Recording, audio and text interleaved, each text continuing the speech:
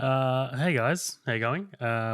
So look, I promised you guys a video review segment, and I have not made good on that promise. Unfortunately, we've been pretty swamped rather, with the holidays and things, and family and all that stuff. And I'm wearing my fucking business t-shirt right now. I couldn't find my Minute Old Feature one, but I just thought I'd roll this video out here right at the end of the year. You know, about 12 hours, I'm about to sit down and record The Devil's Advocate with Matt Prater and Colin. And spoiler alert, I can't stand that movie. And I know those two dig that movie. So we haven't had the conversation yet, obviously, but go check that episode out once that's out. Should be out very soon. We're about to record another Bad Crystal or Breaking Bad podcast episode, or another two rather. So we're about to finish season 3. Finally, it's been in the can for so fucking long. And a couple of green room episodes for the members. That's you guys are absolutely the lifeblood of our little show here. So I can't be more thankful. But just to kind of preface this video a little bit. This is kind of like the first sort of big video that I've made for Midnight Double Feature. So I kind of wanted to just let you guys know that this episode will be released to everybody. So it won't just be for the Green Room members. It will be available on YouTube for you to watch or listen or dissect and make fun of me for everybody. So the reason why I make that distinction is because the Green Room will be getting these kinds of videos exclusively as we move forward. So it'll be video reviews and things like that. Just little chats between me and you guys. And if Colin wants to jump in on one of these as well, more than free, more than free, whatever. But yeah. So this episode made available for everyone. The next, however many episodes I do this for, video content. Oh, I hate that word, content in reviews. Sorry, in relation to creative endeavors, I hate the word content. It's the worst. And I just used it. I'm just going to go fucking put myself down. Yeah. But look, I also wanted to make this video because I just wanted to thank you guys. Whether you're a contributor or a listener, or you're just on our social media platforms, I can't thank you guys enough. In March we'll be 5 years old, which is insane. It's just something that I do on the side, that Colin and I do on the side, and it's just been a lot of fun. We've had the chance to have some amazing conversations with some amazing people, and I don't just mean the guests that we have on the podcast. I mean you guys, the listeners. Whenever you do reach out and you're like, hey, I really dig the show. I liked your conversation about this and this. It's always been amazing, man, and I can't thank you guys enough. So as we move into 2023, I hope that this show grows. I hope that our audience grows as well. But we'll still be Midnight Double Feature as you know it. We still love what we're doing, and we have no plans to stop. So thank you again for listening. So this episode, as you've already clicked into it, you know that it's me covering my top 10 of 2022. 2022 has been a pretty good year for films, I think. As we come out of the pandemic, or I don't really want to say come out of the pandemic, because we're not really out of the pandemic, or if we'll ever be. But I just mean, as audiences become more and more comfortable to go to the movies. We've seen some pretty big movies, some pretty big surprises. And 2022 has been a pretty good movie year. I think it's been pretty solid. So what I'm going to do is count down from my top 10 all the way to 1. And I'm kind of wondering, you guys probably know what's going to be at my top 3, maybe. If you do follow me on like Facebook or Letterboxd or whatever, you probably know what it is. But hopefully this is going to be a fun ride for you guys. So before we do kick off, I'm going to list a number of movies that I have not yet seen, and the reason for that is because they have not yet released here in Australia. Well, most of them. A couple of these are, just straight up negligence. But these first 5 or 6 have not released here in Australia, and it's a bummer, man. I mean, the United States gets these films pretty early, and all I have to do is just read about the buzz on Twitter, and they're released in January or February for us.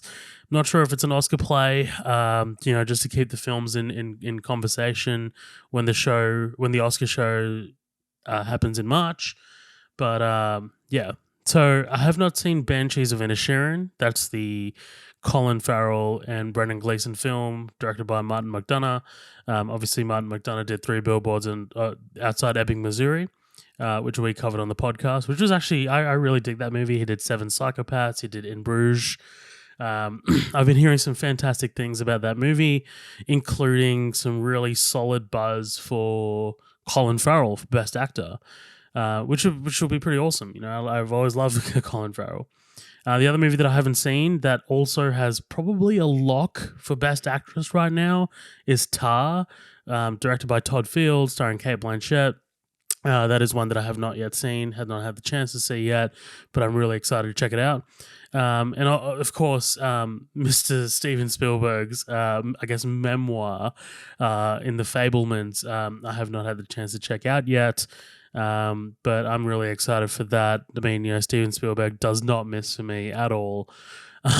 So I'm really excited for that. The other one that I'm really excited for is Babylon. I know it hasn't been doing well. Well, not as well as you'd expect for a Damien Chazelle movie with the critics. So, First Man, La La Land, Whiplash. Babylon has not received as strong of a reception from critics and audiences, especially because the just opened in the States to, I think, $5 million on the opening weekend, which is not great for an $80 million movie. But nevertheless, I have heard some pretty good things from some pretty reputable sources. So I'm keen to check it out because I do love, Wolf of Wall Street and the whole debauchery angle. And, I like movies about Hollywood.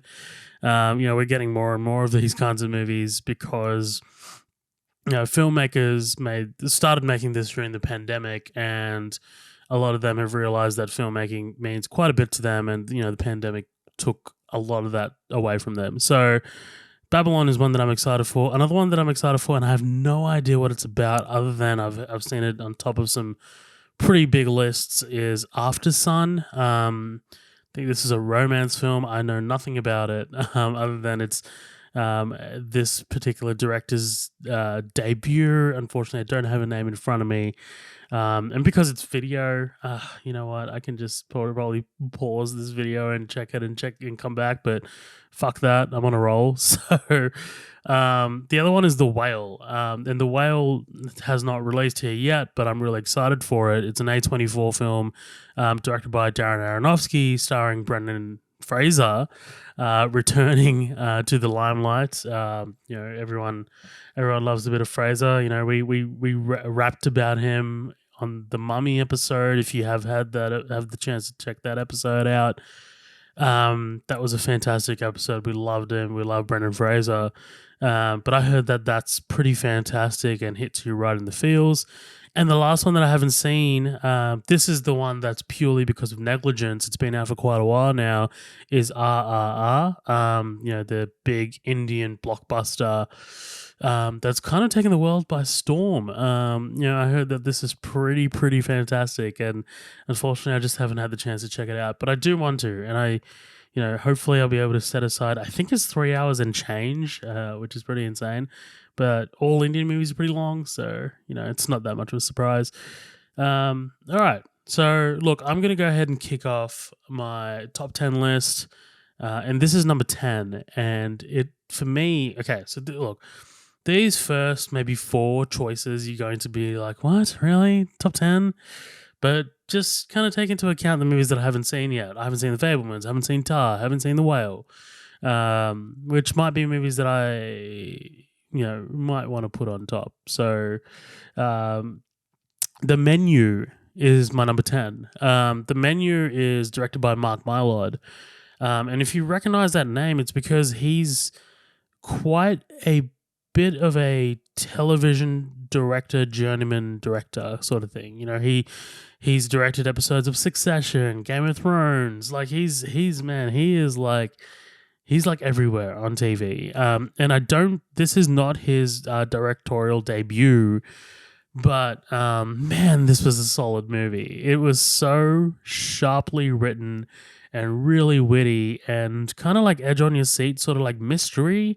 It's got a little bit of like that Clue, sort of like Knives Out vibe, where you're just like you don't really know where it's going, but you are sort of like you're kind of like on this ride, this roller coaster. Ray Fiennes and Anya Taylor-Joy are top notch, especially Ray Fiennes. Man, like that guy's just killing it. You know, this is Aman Goth from Schindler's List or Lord Voldemort. But I mean, you know, he's so frightening in this film, man. The Menu is incredible. I thought. I was really floored by it, especially because of the way it skewers criticism, not just food criticism in this context, but like you can expand that to film criticism as well, and just how people talk about the movies or art or whatever they're trying to sort of like break down, and the kinds of people that sort of like lap up everything the critics say. That's kind of skewered as well, but like also the importance of being passionate about what you love doing. And I thought this movie really covered that really well, that whole aspect of, if you lose your passion for something that you initially loved, and then you start to go down a bit of a, you just want to start pleasing people and you're no longer pleasing yourself. I thought it was really effective. So The Menu is my number 10 pick. Number 9 is Clerks 3. I'm a bit of a self-professed Kevin Smith fan. I ever since I read his book, Tough Shit, I just thought, man, like the guy just knows how to tell a story. And, he's got thousands and thousands and thousands of hours of podcasts that you're more than able to listen to just at the tip of your fingers. But, I thought Clerks 3 was really profound in a way that his later movies have not been. So, I mean, I really like Jay and Silent Bob Reboot. I thought there was some really sweet stuff in that movie, but I can't abide by yoga hoses or can't even remember. Oh, I haven't seen Tusk, but I really want to. But yeah, I thought Clerks 3 was a really sweet film, and it's a film that he could have only made post heart attack, and he's gone on the record about this, about how he had this heart attack and he had a new sort of like lease on life, and he just wanted to approach these characters, Randall and Dante, from a different perspective, and it's still got dick and fart jokes, which is exactly what you'd expect from a Clerks film, but it's incredibly sweet and profound, and there's a lot of emotion in it, and it kind of hit me in a way that I was not expecting. Again, massive fan of Kevin Smith's, but yeah, man, check out Clerks 3 if you can. I'm pretty sure it's streaming now. Okay, so number 8. This is gonna be whoever's watching this is gonna be rolling their eyes, because this is Ambulance. Yeah, that's right. Michael Bay directed a movie called Ambulance early this year. Have you heard of it? Stars Jake Gyllenhaal, Yahya Abdul-Mateen II, and Isaac Gonzalez. And I thought this movie was a ride, man. Like, this was so much fun. Jake Gyllenhaal is dialed up to 11. Michael Bay's doing his thing. Countless drone shots. I just thought it was Bay stripped back, but also kind of like unleashed. Like he's not as sort of like hungry for mayhem as he was with Transformers here. but I thought his what he's known for, his action set pieces, is really really on point in this movie. The music was fantastic by Lorne Balfe. The cinematography is outstanding as well. I just thought it was a great return to form for Michael Bay, and I'm really excited to see what else he does. It seems like every time he moves away from the Transformers franchise, he kind of creates some of his best work. I mean, I thought 13 Hours, The Secret Soldiers of Benghazi was pretty effective as well. That was his sort of like rotation away from the Transformers franchise before he did The Last Knight. And now, obviously Stephen Cable Jr. is directing Rise of the Beasts. So, Michael Bay is, I think, now free to do these movies like Six Underground and Ambulance. Six Underground is not as effective as Ambulance, but I thought Ambulance was solid, man. I thought it was really, really great. My number 7 pick is Jackass Forever. By this point, you're still watching this video and you're wondering, what the fuck is this list? Because it's the Menu, Clerks, Ambulance, and Jackass Forever at the moment. And where are the films? Where are the cinema? Where's the cinema, as Scorsese says? I thought Jackass Forever was one of the best times I had in the cinema this year. Johnny Knoxville, Steve-O, whatever. I can't remember the director's name. But I think they're doing great fucking work, man. They're just, the chemistry is absolutely palpable, and they remind you in this movie why you keep coming back to watch these guys do the most heinous and ridiculous shit possible. This is also kind of like a passing of the torch movie as well. They're also passing the torch over to new sort of members who are joining. I just thought it was really, really fantastic. Laugh riot, man. Laugh riot. So my number 6 is a movie some of you might not agree with. I'm seeing a lot of hate for this movie. And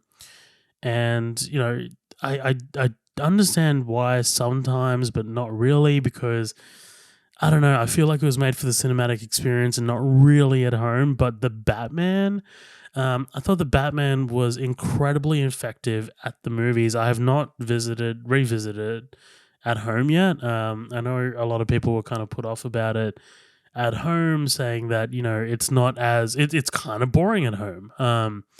And I when I watched it at the movies twice in March, I think it released, I was just absolutely floored by every single sequence. I thought it was really, really beautiful. It was poignant.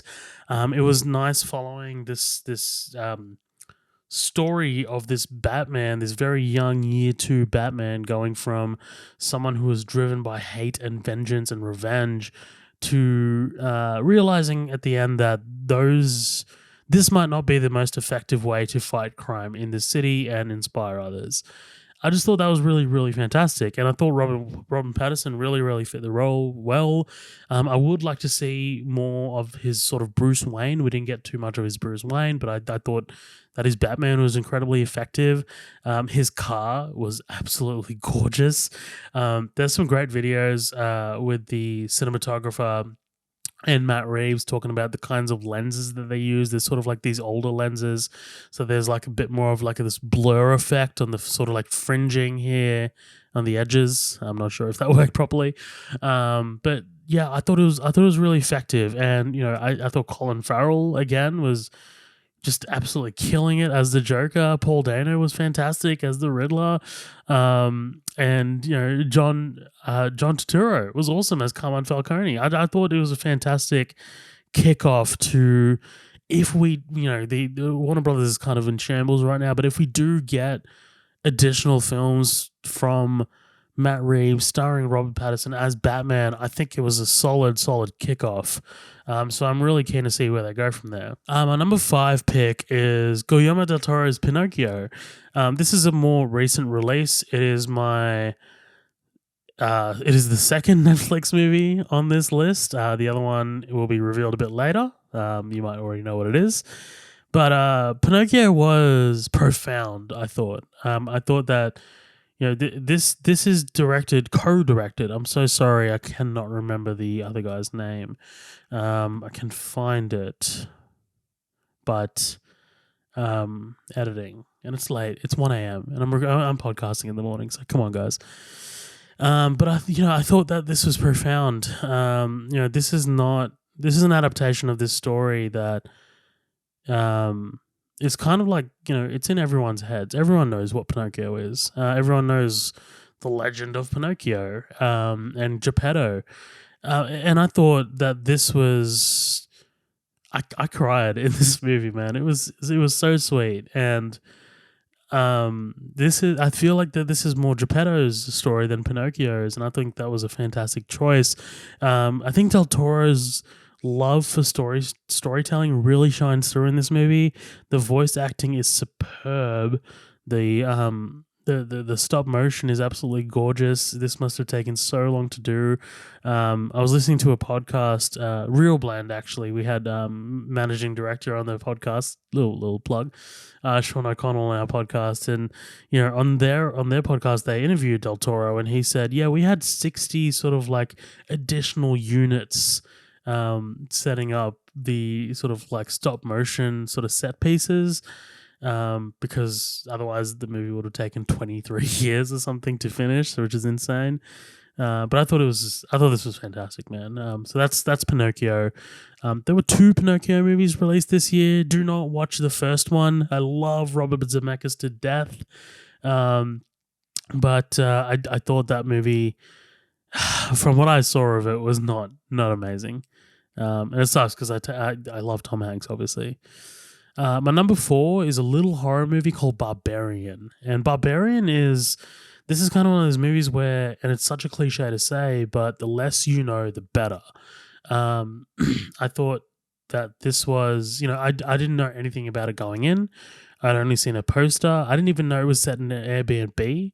And I'm not going to reveal anything else about it, but it's super tense. It is like nail-bitingly tense, and you don't know where it's going, but where it does go is somewhere so totally unexpected.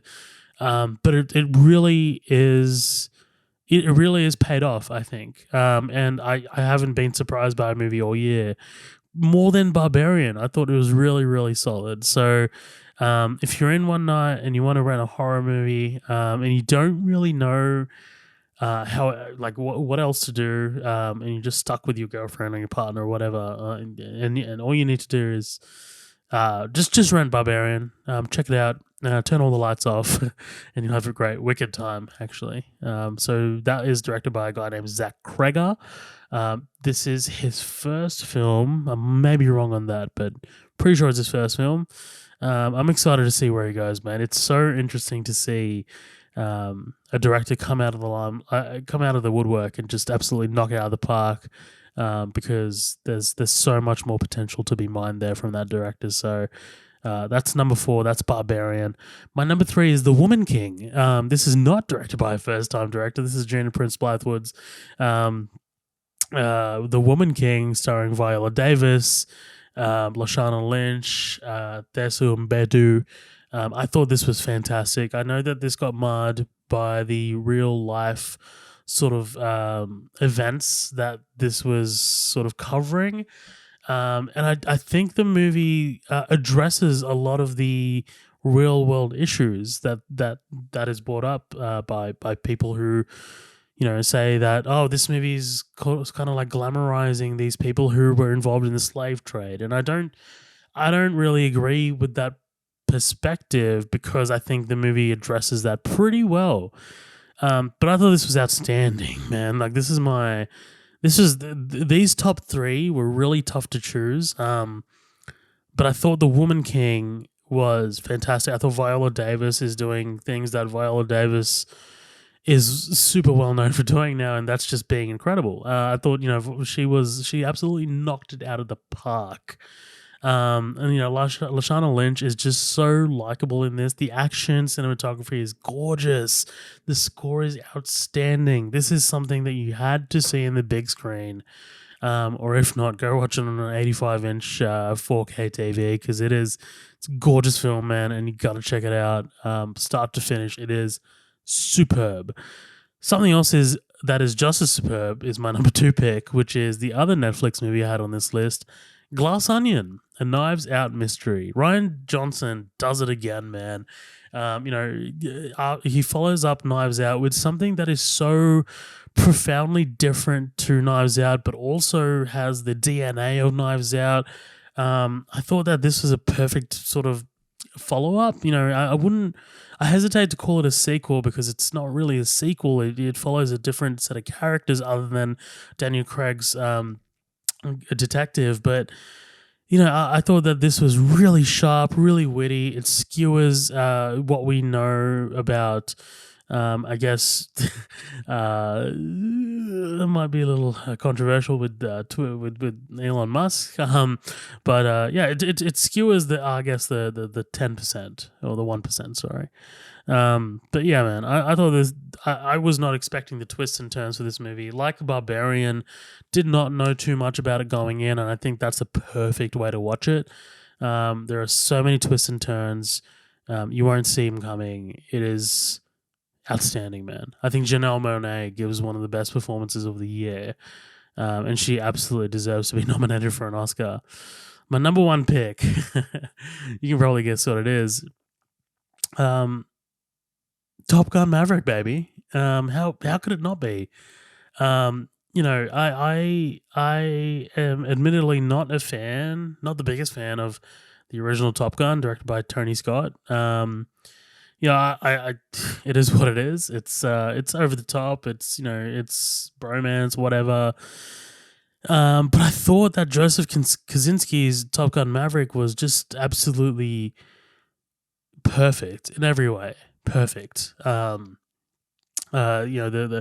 flying sequences, the pacing of the movie, it slows down in just the right places for you to have a think and think about where these characters are in their lives, and their actions and the decisions of their actions. But at the same time, when it speeds up and you're in these sort of training montages or preparation sequences for the big sort of what's the word, kind of sortie that they're sort of gearing up for. I think it's absolutely amazing. I have seen the bird strike sequence so many times on my TV, man. Like it's so good. The score is brilliant. It's Hans Zimmer, it's Harold Faltermeyer, it's Lady Gaga, coming together. Claudia Miranda's amazing cinematography is gorgeous, man. I think Tom Cruise is just, man, like I know a lot of people can't get around his Scientology, and like he's a bit of a wacko in real life, but man, there is no actor who is more dedicated than he is. I am absolutely having a blast watching him in his late stage career. He's 60 years old now, but it's just the decision to hold this movie for 3 years and it's just sitting on the shelf completed. The decision to not release it on streaming but release it for the cinema was absolutely amazing. I saw this 5 times at the movies. I've seen it so many times since it's come out on streaming or digital, or I've actually got it on 4K. I just thought it was absolutely fantastic and profoundly brilliant, man. Like I absolutely fell head over heels with this movie, and I was not expecting it to. If you asked me at the start of the year what was my favorite movie of the year, I would never have told you it was Top Gun Maverick, man. I would have thought it was Black Panther or something. I'll talk about Black Panther. I have that in my honourable mentions list, so I'm going to move on to that because there are a bunch of movies in my honourable mentions that you might have thought that I would have had in my top 10, but I actually didn't. So congratulations to Top Gun Maverick, man. I thought it was absolutely amazing. It's just an amazing piece of filmmaking. So, honorable mentions. Okay, I'm going to kick this off with probably the most obvious one. And I reckon a lot of people would have thought that I had this in my top 5, maybe top 3, maybe even number 1. And Everything Everywhere All at Once, and I thought that this was a really good movie. I honestly did. I thought the Daniels did an outstanding job directing this movie. It was fantastic. You know, the action set pieces are amazing. The emotion is there. It's really trying to tell a progressive story. You know, it's about a mother trying to reconnect with a daughter and vice versa. Um, and the regrets that we have in our life. But I just thought that it was a little much. Um, I've I've watched this movie 3 times now, and I by the end of it, I just feel absolutely exhausted. And you know, that might be on me and might not be on the movie. But it just leaves me breathless by the end, and that could be a bad thing. That could be a good thing for some people. For me, it makes me sort of disconnect a little bit in the tail end of the movie. But I just thought it was awesome. I thought it was fantastic, and I think Michelle Yeoh is fucking fantastic, man. She's doing the Lord's work, man. And Ki Hu Kwan, sorry, short round. Yeah, man. He's probably gonna get the Oscar, and he's probably gonna be well deserved, man. He's best supporting actor. So Everything Everywhere All at Once, if you know, it'll probably be my number 11, to be honest. I just thought each time I watched it, it was just a little bit too much. My next honorable mention is Doctor Strange in the Multiverse of Madness, and I know a lot of people have some issues with this movie. It's, you know, Sam Raimi clashing with the Marvel style. You know, there's rumors out there about whether Raimi was sort of reined in a little bit and things like that. I don't know. I don't really subscribe to those kinds of things, but I thought this was great. I thought it was really entertaining. I was really excited to see. I was actually surprised that Wanda Maximoff was playing, quote, the villain of this movie.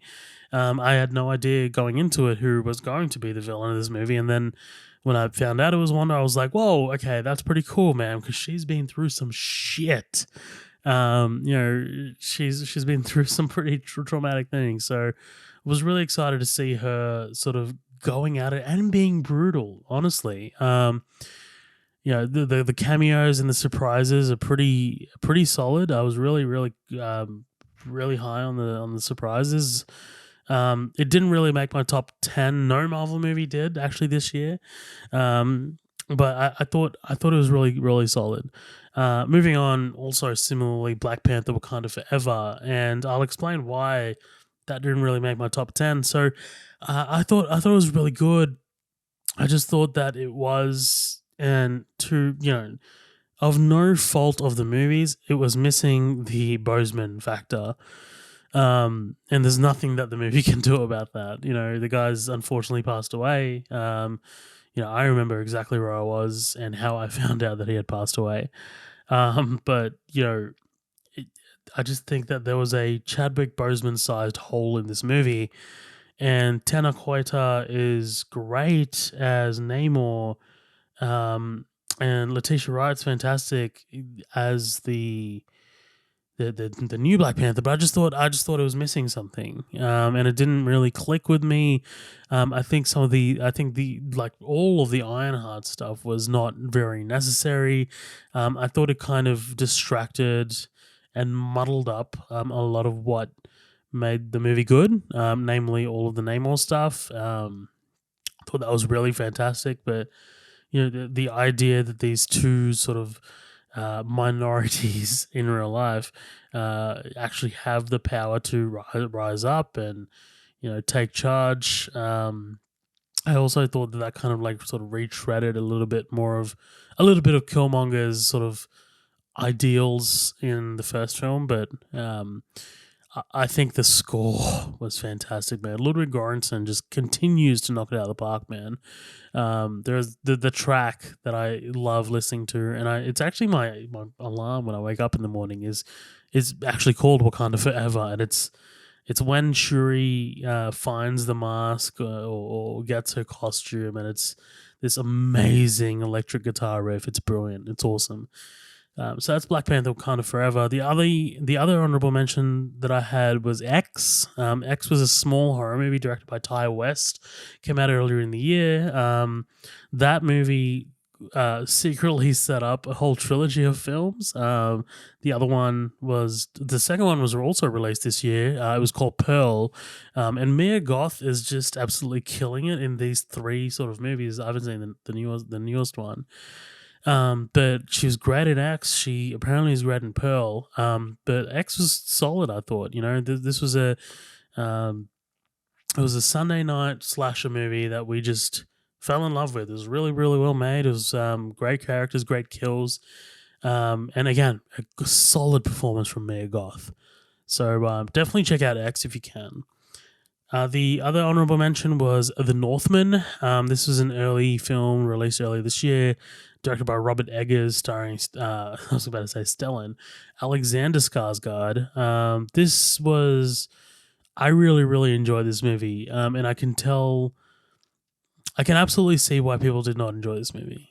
This was very cold and sterile, I thought, but that kind of worked for me in my favor a little bit. It kind of reminded me a lot of The Dark Knight, very cold and sterile and not really that much sort of like personality, but a great movie nonetheless. Anya Taylor-Joy is also in this movie. There's some great other cast members in this movie like Willem Dafoe. I think Eggers' storytelling technique is absolutely profound, man. And he's firing on all cylinders. So The Northman was amazing. One that I wanted to mention, and I don't know if this is an honorable mention, maybe a dishonorable mention. This movie just didn't really click with me like it did with some other critics and some other people. Jordan Peele's Nope. It might just be because I've seen it once. It just didn't vibe with me, and I get what it's going for. I know exactly what it's standing in for. And I want to kind of like dance around the spoilers, but I thought Kaluuya was great. I thought Keke Palmer was great. I thought the cinematography was fantastic. The score was outstanding. It just, none of this sort of like coalesced for me. Didn't really come together as well as his other films did. And it might just be because I've seen it once and I just need everything else to sort of like click in for me a little bit more. But that is maybe one that I'll need to revisit in the future. The other one, critics tore this one apart, but I fucking sat there in my seat and laughed my ass off at this movie. Was Bullet Train. This movie was directed by David Leitch, starring Brad Pitt, Aaron Taylor Johnson, so many others. But I thought it was a lot of fun, just a lot of fun, man. Like, it was entertaining from start to finish. I thought it was really sleek. The action was solid. The dialogue was fantastic. The interplay with Aaron Taylor Johnson's character and his sort of his friend, I'm forgetting Brian Tyree Henry's character. I thought that was fantastic. But yeah, I thought Bullet Train was great. Another one was Prey, directed by Dan Trachtenberg. We had the cinematographer of Prey on our podcast, which was really exciting. I thought this was really solid. Probably one of the best Predator movies since the original, if not the best. Yeah, really tense, edge of your seat kind of action. Stuff that we haven't really seen before in this franchise. And I know this got a lot of flack when this came out. Like the woke kind of movement really spoke up about this one, but I just thought this was awesome, man. Really dug it. I've got 4 more honorable mentions. Jesus Christ, this list is bigger than my actual top 10. Bodies, Bodies, Bodies was another one. This was a small sort of thriller that was really, really clever and really skewered the Gen Z sort of kind of like panic nature sort of thing. It's tough to explain without spoiling it, but trust me, you'll have a great time with it. And you might initially think it's annoying, but it's really, really, the payoff is fantastic. Bros was another movie that I really liked. This movie was directed by Nick Stoller, produced by Judd Apatow, and I just thought it was fantastic. Like it's a gay comedy, and it didn't do well, unfortunately, at the box office. But I thought it was really fantastic. Billy Eichner's fantastic in this movie. There's some amazing sequences in this movie, some great dialogue moments, and it comes together in a really sweet and profound way. It is a little bit more of a conventional romance than I was expecting, but I dug it. I dug it a lot. And probably the biggest one, I had recorded, so spoiler alert, I had recorded a whole review dedicated to this movie. I was out this weekend, I was walking these dogs, we're kind of like house sitting. Steph and I are house sitting for a couple of friends of ours, and they have two very sweet small dogs. And I went and I was walking them, and I was kind of like doing this vlogging thing because I was kind of like in a remote area, and I even took this amazing drone footage up in the mountains, but I lost the footage on my camera. That was just me being an idiot and accidentally deleting the data of my SD card. So I had done a full review of Avatar: The Way of Water as a video review to release to the Green Room exclusively. So my apologies, guys. I really messed up with that one. But The Way of Water didn't make my top 10, but I thought it was really, really good. I initially posted a 2-star review for this movie, and I think that was a little heavy. I had watched it after a very long day of work. It is 3 hours and 9 minutes long. It is very leisurely in the middle. I think Cameron takes a lot of his time with some of the stuff. And I think it does retread a lot of what the original already covered, and it doesn't add much more to the great scale of storytelling that he's kind of going for, but it is very gorgeous. It is a gorgeous looking movie, man. Like, there is no denying that his visual and auditory proficiency is out of this world.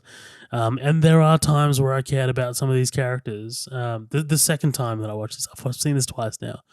The second time I watched it, I did really feel for the characters, and I did start to sort of feel myself getting more and more wrapped up in the story. The first time around, I was like, fuck this, man. I don't care about any of these characters at all. They can perish for all I care.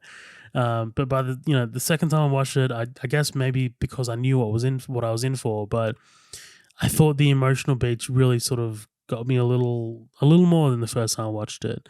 I think this is is worth the 13-year wait. Probably not, but I think no one makes a movie like Cameron, and that is also exemplified in this as well. So that's my top 10. That's my honorable mentions. I hope you guys enjoyed this video. Again, this is the first time I've done a video for this channel like this. And I hope to do some more like this. Maybe not as long, but just kind of like video reviews. They'll be made exclusively available to Green Room members. I'll post a link on how to join that below. It's $5 a month. I could use it. But no, man, like, seriously, this is also going to act as a thank you video, because honestly, thank you so much to everybody for your support, whether you're in the after party, which is our Facebook group, or any of our other social media platforms, whether you're a listener or just a lurker and you don't want to comment or anything like that, or you're a Green Room member. Thank you again so much for your support, man. Like, it's so amazing to see your guys' comments and listens and downloads and things like that. It kind of keeps us going a little bit, and it's nice to know that like the we're not going out into the ether. We're being heard. Signal's been found. Now it's time to land on the alien planet and hopefully not get eaten. LV426 vibes. But anyway, thank you again, guys. Thanks for listening. I hope you guys had an amazing Christmas, and I hope you guys have a great New Year. There's more to come from Untitled Features, so stay tuned. Thanks again, guys. Bye.